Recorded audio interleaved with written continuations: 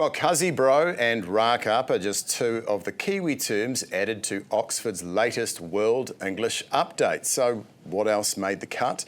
Danica Salazar is the Oxford English Dictionary World English Editor. She's with us now. Thanks so much for being with us, Danica. So tell us about this list. Yes, so in the OED September update, we've just added 11 new words from New Zealand English. So words that us OED editors found to be particularly characteristic of the way that English is used in New Zealand. So you've mentioned Cuzzy Bro. So that's used as a term of address for a close family member, a close family friend.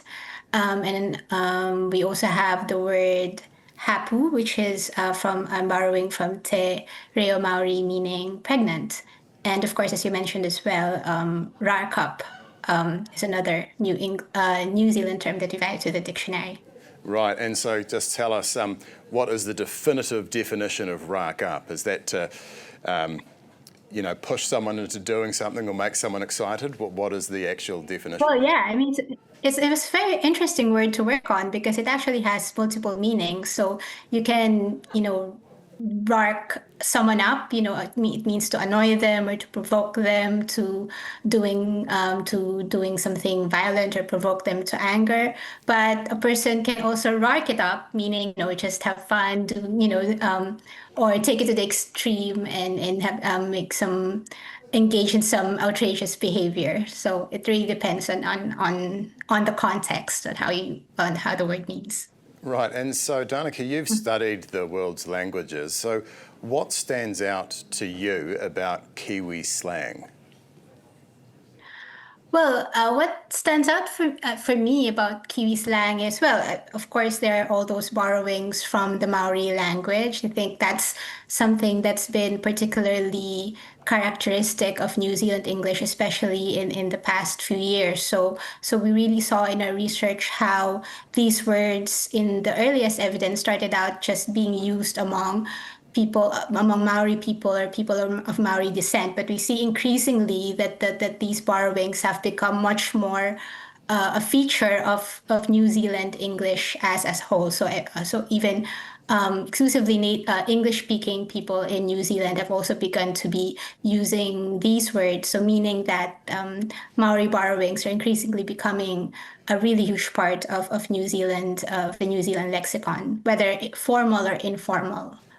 Registers of the language. Okay, and so can you just tell me how exactly does some slang get added to the dictionary? Like if I make up a word, obviously that's not going to go into the dictionary, but does it have to meet a certain threshold of being used, multiple times or used widely in the country for to be picked up and put in there? Yeah. Well, I mean, you can definitely make up a word and try to make it a thing, but the key there is to convince everyone else to use the word that you've made up, because that is the best way to get a word into a dictionary, is to have people use it. So sometimes people think that, we have to get a word into the dictionary so then it becomes a word and people will use it. But it's actually the other way around. So people start using a word, and then we, dictionary editors, we have different tools at our disposal to track which words are emerging, which words are trending, for example, on social media or in publications like books and newspapers and magazines. And then if we find that there's enough evidence of that word being used, then we consider them for inclusion in the dictionary, and then we do our research to see what the word means.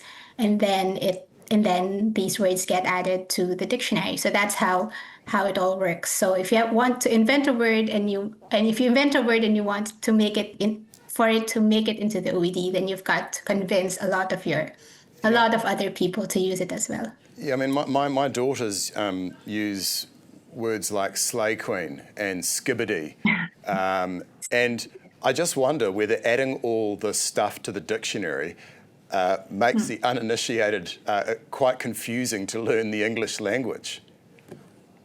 No, actually, I would argue that it's the opposite. When words become added to the dictionary, then you have a place to look up what they mean, and the the creation of new words, that's a good thing for a language because that shows that the language is alive and that it's developing, it's evolving, and that the younger generations are using the language. So that means that the language will endure. So I think that the fact that people make up words or change the meaning of words, that's a sign of a healthy language. So we should be happy when that happens. Okay, fair enough. Hey, thank you so much for your insights, Danica Salazar, Oxford English Dictionary, World English Editor. Appreciate your time on Herald Now. Now, if you've got anything to say about any of our